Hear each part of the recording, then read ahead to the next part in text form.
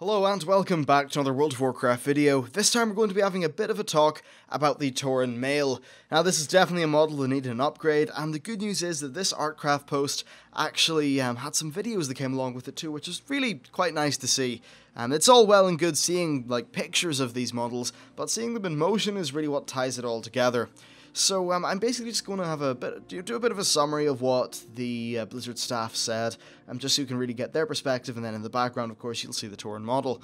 Alright, so this post comes from the animation team rather than being from, say, Chris Robertson himself. It seems like Chris is more of just a raw art guy, whereas the animation team stuff is perhaps a step ahead of that, after the sort of main artwork is done.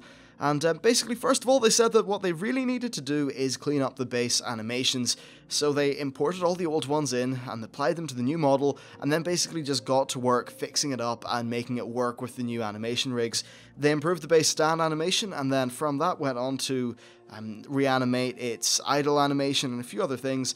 And they did that by changing how muscles move and how limbs are carried, and overall what they should do is just make the model feel a lot more weighty and beefy. Of course it's a Tauren, so that absolutely makes sense. They should feel extremely, they have a lot of mass, essentially. Another thing they realised too is that the face really didn't look too good, and not just from an artistic perspective, but even with the updated textures, it just didn't feel that great, because there was things like nose rings and braids, which in the old model didn't move, or anything like that. Well, they've now updated all of those so that yes, they react to the model's movement. That should look a lot more convincing, actually, and it's just all those little details which tie it together just to make the model look a whole lot better. Because, I mean, yeah, the Tauren model at the minute, it's pretty damn ugly in my opinion. I really don't like it. So, yeah, very glad that that's going to be done. Now, in addition to fixing up those little facial details, like the nose rings and the braids, they actually fixed the faces as well. So in the past, character models only had basically a jawbone to be animated. Of course, now they've got a lot more. They can add movement to the eyebrows, the eyes, the cheeks, and the mouth, and with that they've been able to make the models properly smile, look angry, talk, and that kind of thing. So basically this new system gives them a lot more control, and some of the tools that they've made allow them to have they just have the capability to make more unique animations in an easier fashion. And basically they can save presets and then just start tweaking from there. It almost sounds like to make an ultra unique animation with the old system, they would really just need to hack it together, whereas this system better supports that. If you don't know, by the way, they added a new animation system in with Mists of Pandaria for the Pandaren model, and they're porting all the old models across to that in terms of their animation quality. Alright, so next, they went into a little bit of detail about how the updated run cycle is going to work. Essentially, their new animation system allows them to do just a better job, really. It makes it far easier to touch up many aspects of the animation. So basically, they just talked about how they use controller curves and various things like that to manipulate the joints of the model and just tweak it in a lot more detail, so that they could fix it up. And then another thing that they did was they went back and they deleted quite a few of the old elements from the old animations, and basically that just gave them more control and freed up the animation controller curves so they could really just go in depth and make changes which were a lot more precise. What should this do overall? Well, they're getting a little bit more sort of down and dirty with the model, and this is going to hopefully give us higher fidelity animations that not only the animation's more smooth, but there's more things moving at once. It's all in a very convincing manner, and from that footage that that's being shown to you in the background there, I think that it does look a lot better, really. It definitely does. So yeah, that's good. And then next they said that for the majority of the character cleanup phase, the team focuses on three main things: cloth, hair, and then the face. This is in terms of animations, remember, not just in terms of the raw art. So cloth includes things like the front and back tabards and a cape, and then hair can be anything from a back ponytail to a front ponytail to pigtails to beards of varying sizes, or perhaps a combination of all of them. And then also they add more facial animations, which of course adds a lot more character and just brings the model to life.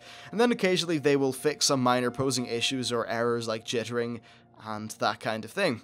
Now, animation-wise, they said that nothing is really dynamically handled by the engine. It's all handcrafted, and I guess this could be a downside to some games that are trying to go for ultra-high fidelity, but for something that is trying to go for a lot more just raw style, I think that for World of Warcraft, this gives it a strong sort of handcrafted feel. And when you just look at the models and look how they're even doing shading by painting onto the textures and things like that, it definitely does sort of emanate this kind of whole handcrafted vibe that I think adds a lot of charm, and that charm really is key to pulling it off. Alright, so next they talked a little bit about the workload and getting things done for Warlords. Basically, they had to prioritize a little bit because they want to have all the player models done by the time Warlords comes, then they need to animate all of the new creatures and things like that that are going into the expansion, so they had to prioritize their time.